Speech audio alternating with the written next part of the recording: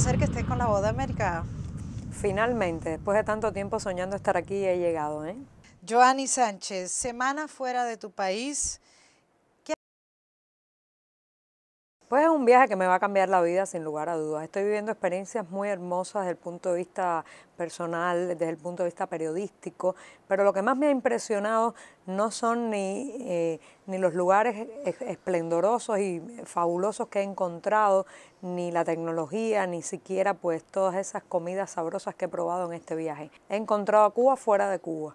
¿Cuál fue o cuál era tu idea, tu propósito antes de salir del país? Sí, este es un viaje que lo he estructurado sobre todas aquellas invitaciones pendientes. Estuve 5 años intentando viajar fuera de mi país, 20 negativas de viaje por parte del gobierno, de manera que cuando el cerrojo insular se descorrió, pues me apresuré a crear un itinerario con todos aquellos eventos a los que no había podido asistir, esas invitaciones que nunca pude cumplimentar y bueno, pues en medio de ese viaje estoy ahora. Te has dado a conocer internacionalmente, mayormente por tu blog, por tus tweets. Sin embargo, en la isla no eres tan conocida. ¿Qué se podría hacer, piensas tú, para ti y tus amigos, poder tener un mayor número de personas que los sigan a ustedes? Bueno, pues sí, en Cuba vivimos todavía bajo un férreo monopolio estatal sobre la información. El Estado no nos da espacio, de ahí que llegar a nuestros propios compatriotas a unos metros de nosotros mismos, pues es lo más complicado. Pero ¿qué está ocurriendo? Que la información sale de la isla, rebota en un efecto boomerang sobre una comunidad internacional que está interesada en el tema Cuba, sobre los propios exiliados, y vuelve a entrar la información, ya sea con una llamada telefónica a un pariente, un correo electrónico, un mensaje de solo texto. Por eso me parece importante concientizar al exilio en su participación en ese feedback, en que haga llegar de todas las maneras posibles la información que sale de la isla otra vez hacia la isla. ¿Cómo recomiendas tú que puede, utilizando ese boomerang, cómo puede llegar mejor? Tal vez mediante teléfonos móviles. Sí, el tema del mensaje de solo texto puede ayudar mucho, la llamada, pero también cada vez que alguien viaja a la isla que se proponga, pues llevar una memoria flash, una memoria USB con material audiovisual, con copias de nuestros blogs, con copias de sitios que tienen noticias sobre Cuba. Hacer esa función puede hacer cambiar dentro de Cuba a alguien del silencio a la opinión, ¿no? Como nuestra audiencia mayormente está en América Latina y para conocer mejor la realidad cubana, ¿cuánto, por ejemplo, cuesta mandar un tweet? Sí, bueno, pues para esa audiencia puede parecer un poco difícil de comprender que cada tweet que enviamos desde Cuba cuesta alrededor de $1.10, ¿no? $1.10. ¿Cómo podría apoyar en ese caso, mencionas al exilio cubano, organizaciones, ONGs? Sí, $1.10 cada tweet en un país donde el salario medio mensual no supera los $25, ¿no? Entonces, claro, se vuelve incosteable para los bolsillos nacionales, de ahí que se resulta de mucha importancia que nuestros lectores, las personas que nos siguen en Twitter, nos ayuden, por ejemplo, a recargar los móviles. Hay varias páginas web, pues ahora, por ejemplo, les podría decir que vayan a mi blog, www.desdecuba.com/generación Y, y ahí encontrarán varias páginas web donde es posible recargar móviles de activistas, de bloggers alternativos, de tuiteros cubanos. Joanny, ¿cuán importante en tu caso es claro, pero cuán importante es la tecnología para democratizar a Cuba? Yo creo que está en un rango de importancia máxima. No solamente en mi caso, que soy una persona que se dedica a la información, al periodismo digital. Conozco muchísimos activistas a los que la tecnología los está protegiendo, de una manera que quizás no es total. Nunca puedes evitar del todo los arrestos, las detenciones, los golpes, las amenazas, pero sí están ayudando a amplificar su voz. Activistas políticos, activistas de derechos humanos, activistas de todo tipo, que gracias al teléfono móvil, a los blogs y a Twitter, pues están logrando hacer lo que no han podido en estos últimos años, y es llegar con un mensaje a sus compatriotas y también fuera de la isla, ¿no? Esto mismo los protege, ¿no, Joanny? Pero me pregunto, ¿no tienes miedo? Todos los días de mi vida tengo miedo, pero allí se da una dinámica que tiene que ver con la tecnología.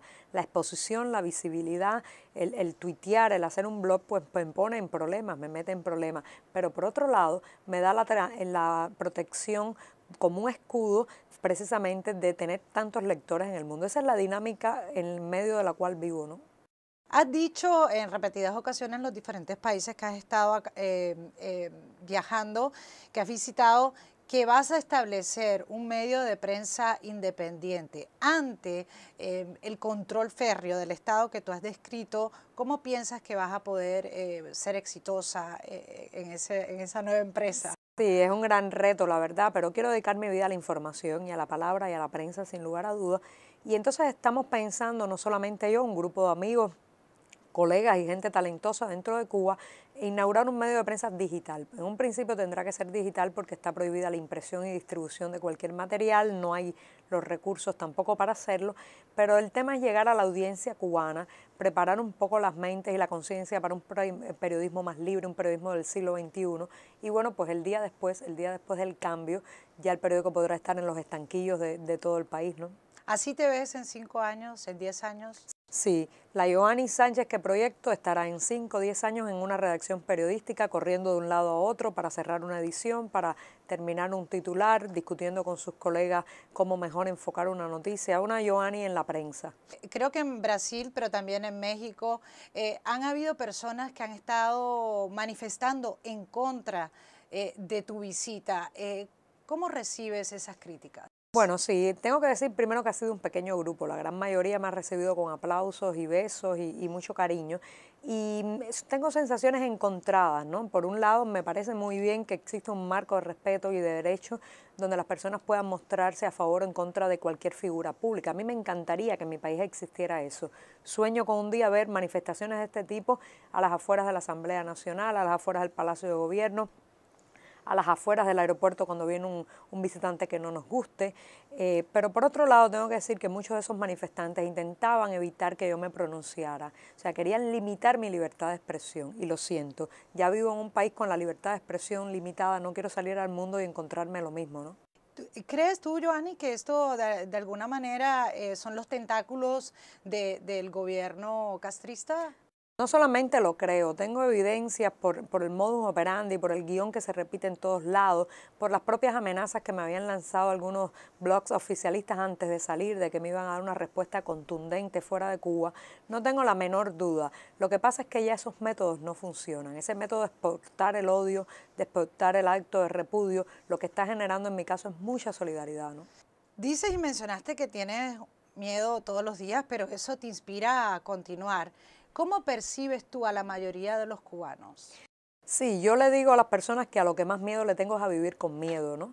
Por tanto, trato de cada día de limitar, exorcizar ese miedo, porque sobre todo lo veo en mis compatriotas como el temor, como el miedo a las represalias, se ha convertido en el elemento de parálisis social más fuerte que tiene el gobierno ahora mismo, ¿no?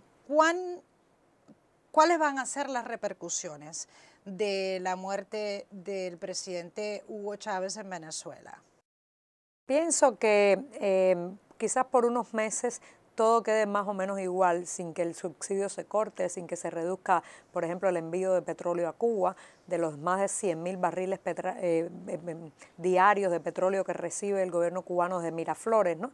Sin embargo, más temprano que tarde, eso disminuirá o terminará. El efecto en la economía será grave. Colapso económico, probablemente vuelvan los apagones, los cortes eléctricos de los años 90, probablemente haya un gran desabastecimiento. Sin embargo, yo creo que todo proceso de crisis hace que nazca algo.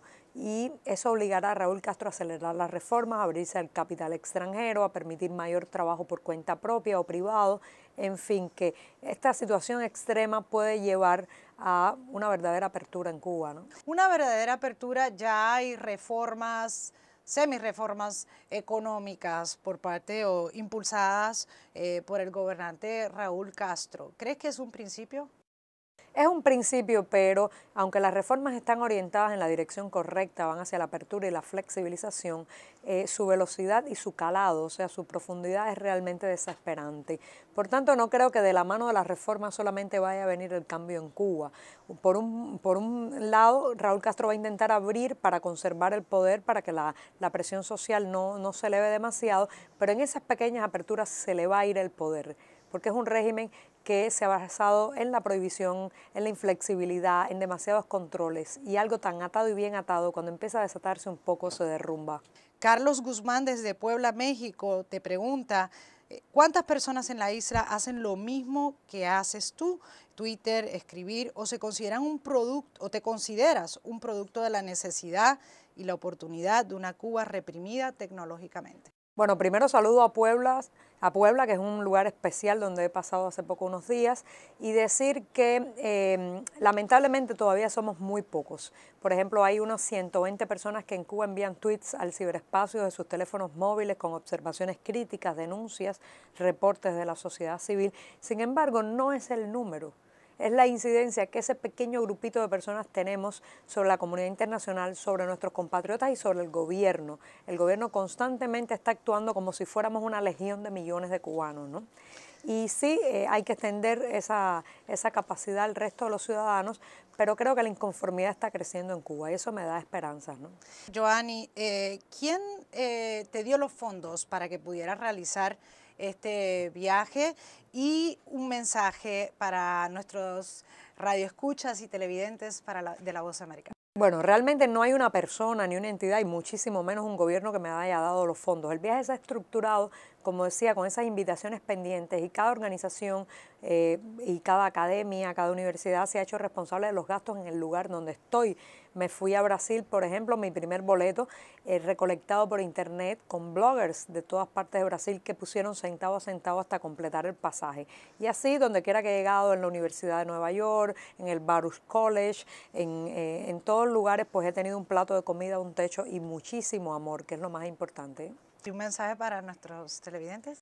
Bueno, pues decirles que la opinión, la información, el criterio desde Cuba, aunque tiene un costo muy alto, aunque se paga a veces con golpes, gritos, insultos, campañas mediáticas en contra de los activistas e incluso con el arresto, vale la pena muchísimo disfrutar el vértigo, disfrutar el placer de decir lo que uno piensa, sobre todo cuando se ha callado tanto. Te agradezco que hayas podido estar con La Voz de América.